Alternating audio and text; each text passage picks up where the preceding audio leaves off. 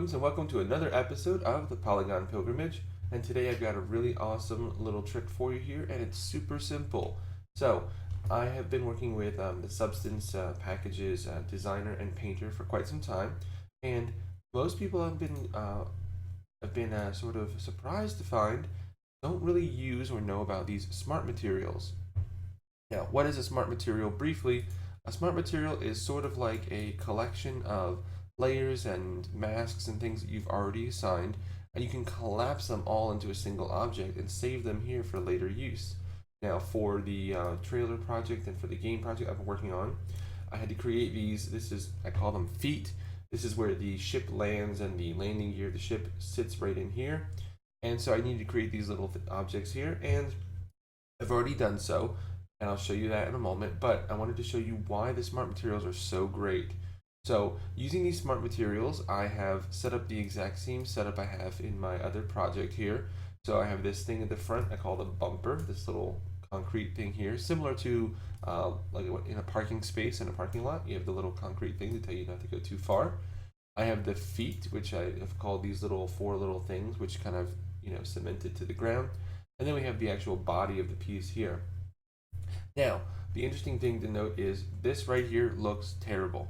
This looks like rusted, oxidized metal that has been left in the rain for far too long.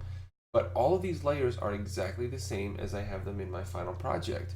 So why does it look so terrible? It looks so terrible because if we look up here at the moment, right now I have no texture maps baked for this object. That's why baking of your texture maps is so important, especially as you're starting to use smart materials. A lot of these materials rely on things like a curvature map or an ambient occlusion or a position map to really get the most out of your objects.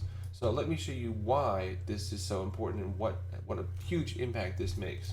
So if we zoom in just a little bit, let's take a look here. You can see that we are getting some bumpiness, there's some detail there's some variation, but it's very disorganized. It's almost like it's just a solid fill.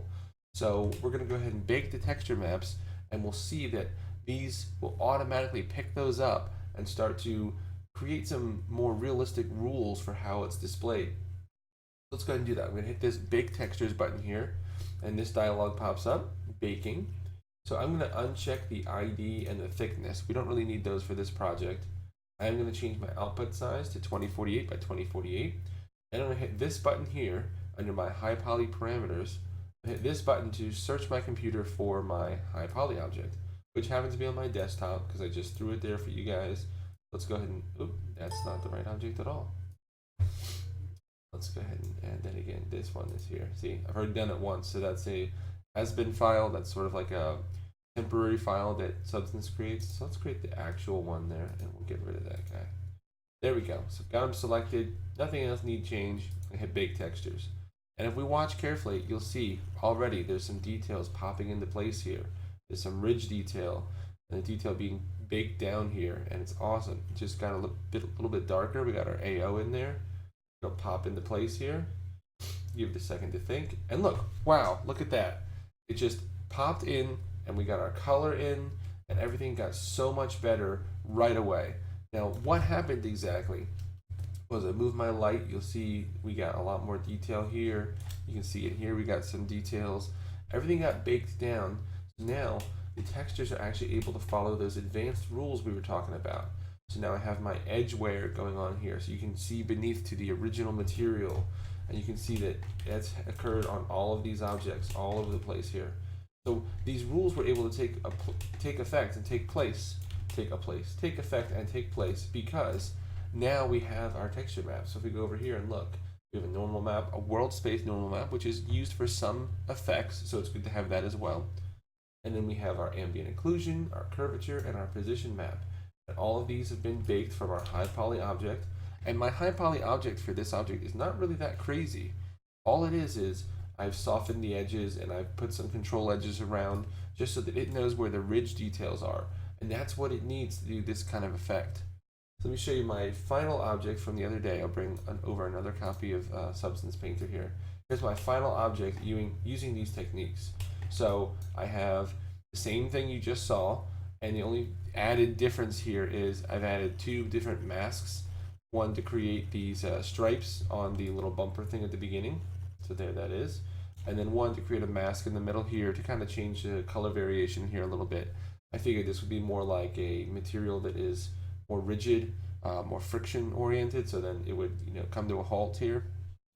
So I think it looks great, and this only took about 5-6 minutes to do total, including making the masks, and it looks phenomenal for being done so quickly and using these techniques. So really, guys, the smart materials are the way to go. You can see here my texture maps have been painted, or baked rather, as well. And I did have one final layer here, which is a hand painted dirt. So I did that over top to add some additional wear and tear right in the middle where you're going to have the most impact. So definitely, this is the way to go. Take the time to make these assets, the high poly assets, because it will make your baking of your textures so much easier, and your smart materials can really do what they're meant to do. They need that information to really shine. So, as always, guys, I hope that this has been helpful for you. If you have any questions, please let me know.